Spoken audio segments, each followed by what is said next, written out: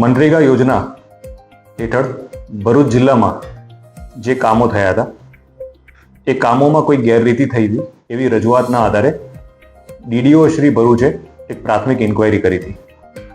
આ પ્રાથમિક ઇન્ક્વાયરીમાં એમને શંકાસ્પદ વસ્તુઓ જાણવામાં આવી અને 56 ગામો પૈકી 11 ગામમાં પ્રાથમિક ઇન્ક્વાયરી કરવામાં આવી ત્યારે તેમને ગેરરીતિ થયાનું પ્રાથમિક દ્રષ્ટિએ જણાવ્યું. ત્યારબાદ ઇન્ચાર્જ ડીઆરડીએ ભરૂચ દ્વારા આ રિપોર્ટના આધારે એક પોલીસ ફરિયાદ દાખલ કરવામાં આવી. પોલીસ ફરિયાદ ભરૂચના એ ડિવિઝન પોલીસ સ્ટેશનમાં દાખલ કરવામાં આવી અને આ તપાસ શરૂ કરી ત્યારે તપાસ વિસ્તૃત હતી અને ઘણી બધી જગ્યાઓ કવર કરતી હતી ભરૂચ જિલ્લાની, એટલે એક તપાસ ટીમની રચના કરવામાં આવી હતી. તપાસ કરવામાં આવી રહેલ છે અને RM વસાવા એ પોતે તપાસનીશ અધિકારી છે. તપાસ ટીમે જ્યારે કર્મચારીઓના નિવેદન લેવામાં આવ્યા, તલાટી, સરપંચ, આઉટસોર્સના કર્મચારીઓ, જે લોકોએ મટીરિયલ સપ્લાય કર્યું હતું તે ઉપરાંત જે લોકોના જોબ કાર્ડ બન્યા હતા કામ કરવાના, એ તમામનો નિવેદનો લેવામાં આવ્યા હતા અને ઊંડાણપૂર્વક તપાસના અંતે પોલીસને પ્રાથમિક દ્રષ્ટિએ એવું જણાવ્યું કે આમાં ઘણું બધું ખોટું થયું છે. તપાસ ડિટેલમાં જતા ખબર પડી કે 2 એજન્સીને આ કોન્ટ્રાક્ટ મળ્યો હતો, મુરલીધર એજન્સી અને જલારામ એજન્સી. આ બંને એજન્સીઓને મટીરિયલ સપ્લાય કરવાનું હતું અને કામ પૂરું કરવાનું હતું. તપાસ કરી ત્યારે ખબર પડી કે આ કામ પણ પૂરું નથી થયું.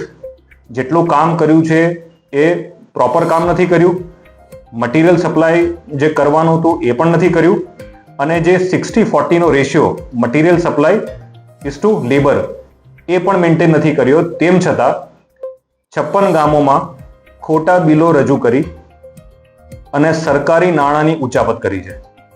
ખોટા જોબ કાર્ડ બનાવવામાં આવ્યા છે.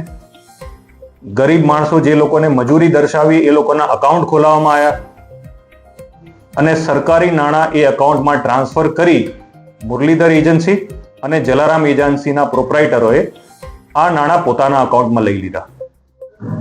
આ આખી તપાસ પ્રાથમિક રીતે 11 ગામોથી શરૂ થઈ અને હાલ પણ ભરૂચ જિલ્લાના 3 તાલુકામાં આ કામો જે નથી કરવામાં આવ્યા અથવા અધૂરા કામો કરવામાં આવ્યા છે તેની તપાસ ચાલુ છે.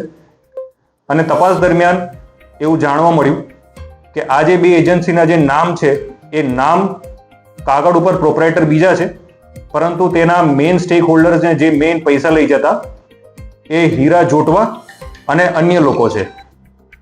જ્યારે ડિટેલમાં પૂછપરછ કરી ત્યારે એ પણ ખબર પડી કે સરકારી કચેરીઓમાં જે આઉટસોર્સના માણસો હતા એ આઉટસોર્સના માણસો આ 2 એજન્સીઓ દ્વારા મૂકવામાં આવી અને ખોટા બિલો રજૂ થયા છે, ખોટી સહીઓ કરી છે અને સરકારમાં આ કામ પૂરા થઈ ગયા છે, વ્યવસ્થિત થઈ ગયા છે અને રેશિયો જાળવીને પૂરા કર્યા છે એવી ખોટી રજૂઆત કરી અને સરકારી નાણાં એ લોકોએ ઉઠાયા.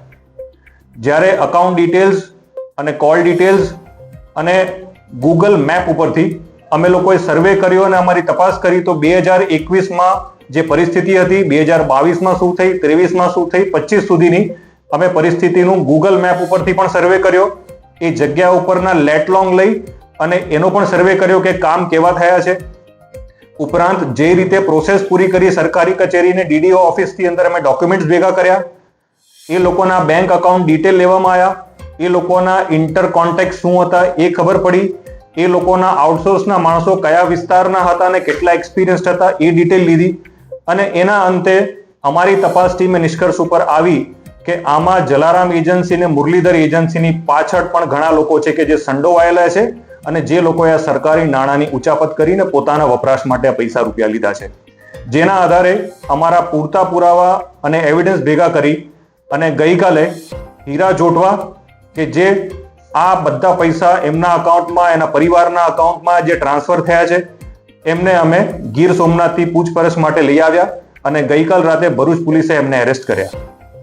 એ ઉપરાંત ટેકનિકલ ઓપરેટર હાંસોટનો રાજેશ ટેલર કે જે આ લોકો વતી તમામ ડોક્યુમેન્ટ ભેગા કરતો હતો, એ ડોક્યુમેન્ટ વેરિફિકેશનનું કામ એનું હતું, એ વેરીફાઈ કર્યા વગર ખોટા બિલ રજૂ કરતો હતો અને સરકારમાં એ નોંધ કરાવતો હતો કે આ બધા બિલો સાચા છે ને કામ પૂરું થયું છે. એ ખોટા માણસોએ આ બધું એવિડન્સ ભેગા કર્યા એટલે રાજેશ ટેલરને પણ અટકાયત કરી છે. ઉપરાંત જ્યારે હીરા જોટવાની અન્ય એજન્સીઓના બેંક ડિટેલ, કોલ ડિટેલ્સ અમે જોઈ તો એ પણ ખબર પડી કે હીરા જોટવાનો પુત્ર દિગ્વિજય જોટવા પણ આ સરકારી નાણાંની ઉચાપત કરી છે અને અત્યારે અમે થોડા સમય પહેલા એને ગીર સોમનાથથી અટકાયત કરી છે.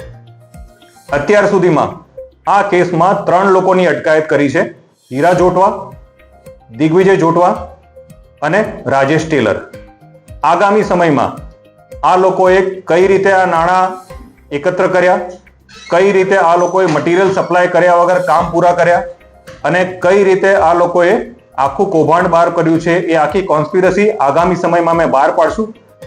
અને અન્ય આરોપી જે આ લોકો સંડોવાયેલા છે, એજન્સીઓના બંને માણસો આરોપી છે જ, એ ઉપરાંત કોણે કોણે આને સપોર્ટ કર્યો છે, છેક નીચેથી લઈને ઉપર સુધી કેટલા લોકો ઇન્વોલ્વ છે, એ તમામની પૂછપરછ કરી અને એ લોકોની ગુનાહિત કૃત્ય સામે આવશે તો એ લોકોને અટકાયત કરીશું. હાલ પૂરતું ડીડીઓ શ્રી ભરૂચે 3 તાલુકાની ડિટેલ્સ આપી છે. 3 તાલુકાના 56 ગામોને આ FIR ના અંદર સમાવેશ કરવામાં આવ્યો છે. 7.5 થી 8 કરોડનું એપ્રોક્સિમેટ વેલ્યુ થાય છે આની. અને હજી આગામી દિવસોમાં ડીડીઓ કચેરી અન્ય જગ્યા ઉપર જે લોકોએ કામ કર્યા છે આ જ એજન્સીઓ, એનો પણ સર્વે કરી રહી છે. એ કચેરી દ્વારા જે ડિટેલ અમને આપવામાં આવશે અને બીજા તાલુકાનો ઇન્વોલ્વમેન્ટ હશે તો એનો વ્યાપ એ કક્ષામાં પણ આગળ વધશે.